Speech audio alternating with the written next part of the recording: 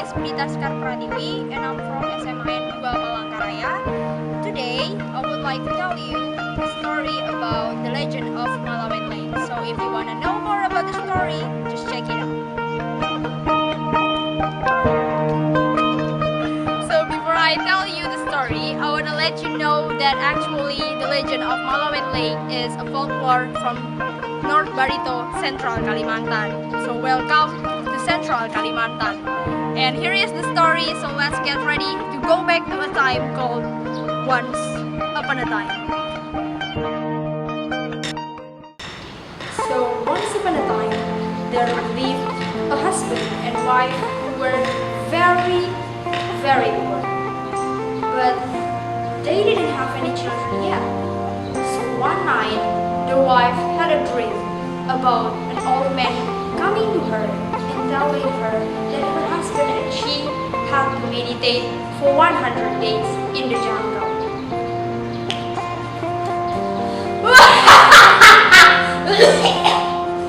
Excuse me for I'm way too old for talking like that.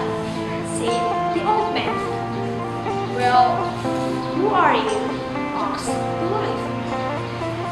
As you can see, I'm just an old man here, so don't be scared. And I'm here to tell you something. First, let me ask you, do you really want to have a child? Asked the old man. Of course I do. I mean, who's not gonna want to have a child? I mean, I would do anything as long as I could have a chance to have a child, said the wife. Okay then, listen to my words carefully. You have to go to the jungle and meditate there for 100 days. Do you get it? Said the old man. 100 days? I mean, did you just say 100 days? You must be kidding me, right? Said the wife. Ma'am, I'm not kidding right now. I'm being totally serious. I mean, just do it, ma'am. No pain, no gain. Trust me, it works.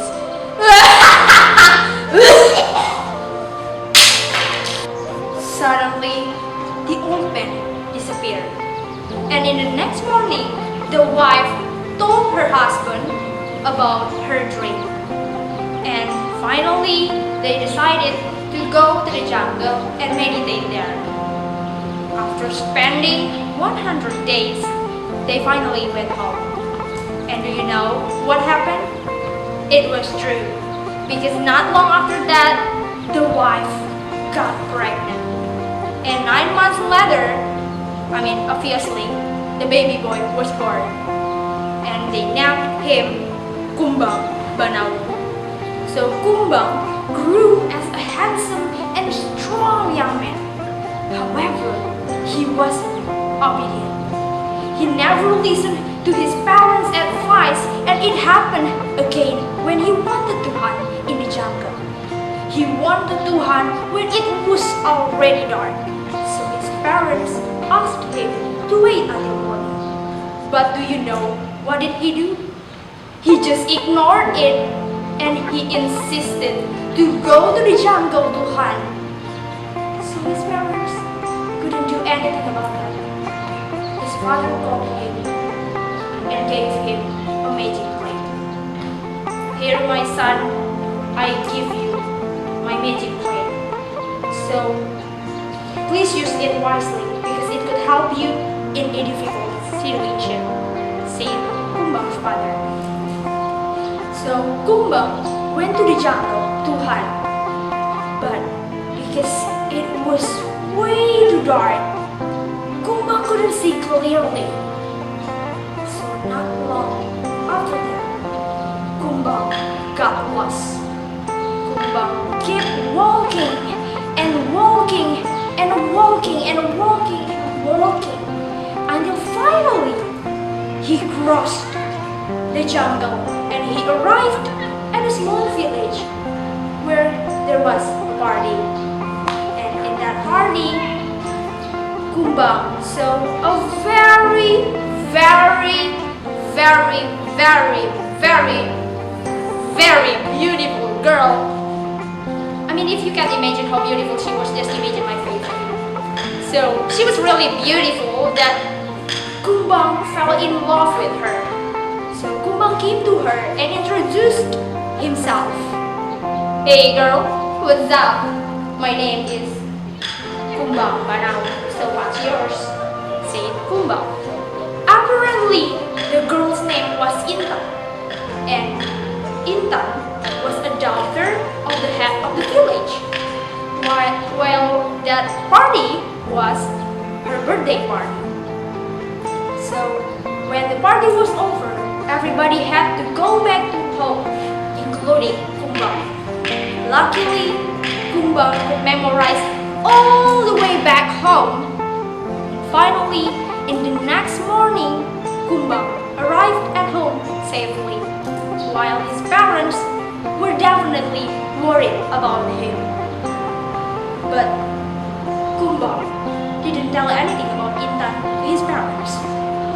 In another day, Kumbang secretly went to visit Intan again. So when his parents left, Kumbang left the house to meet Intan again.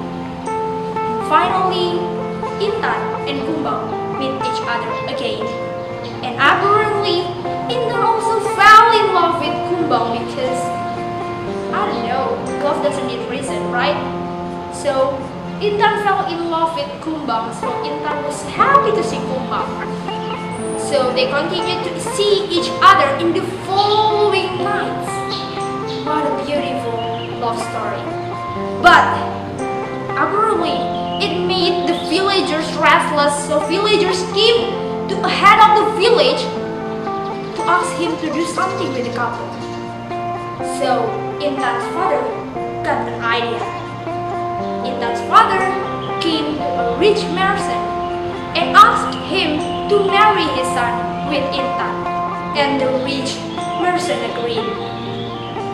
In another day, Intan's father told Intan that Intan will get married soon, but with the rich merchant's son. Intan was so sad to hear that. So she told Kumbang about everything, including the rich merchant's son. And Intan also asked Kumbang to marry her soon. Finally, Kumbang went home and he immediately told his parents about Intan.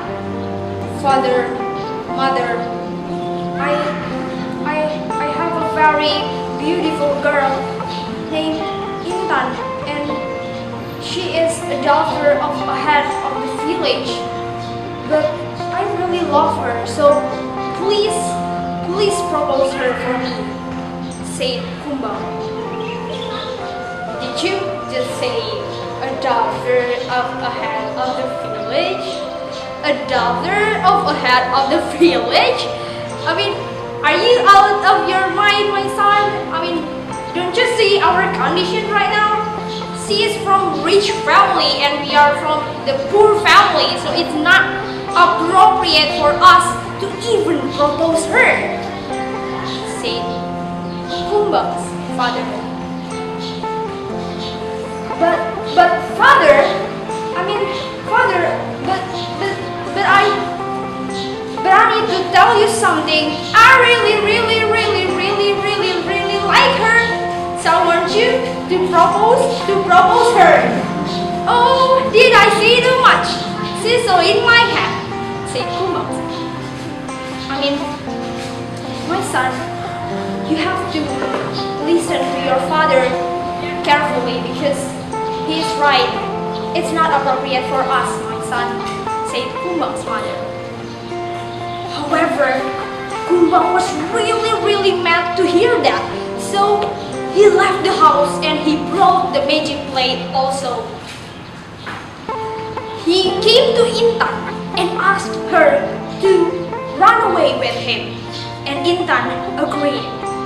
So when they were trying to run away from the village, some villagers saw them and they tried to stop the couple. But the couple kept running until they had to stop at the side of a river because there wasn't any boat left to cross the river. Suddenly, Kumbang was reminded by his magic plate. So, he threw the magic plate into the water, and suddenly the magic plate grew bigger and even bigger and even bigger than before. So the couple used it as a boat to cross the river. When they were so happy to cross the river, suddenly a heavy rain fell down and a big storm come to them.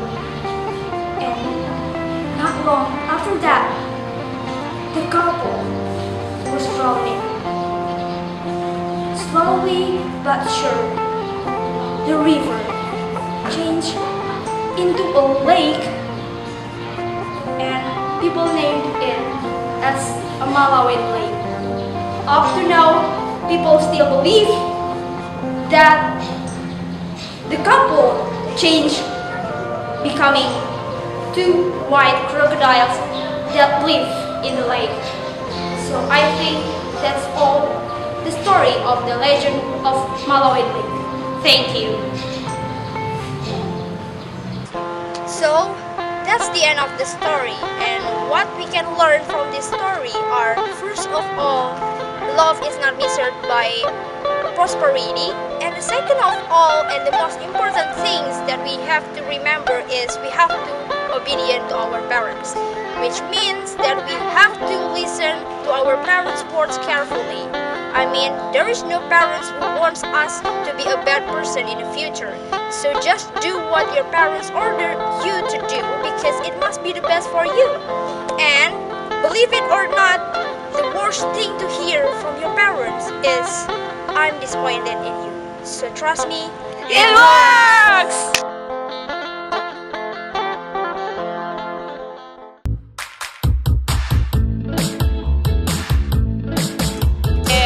Para tanay niya. Yeah. The legend of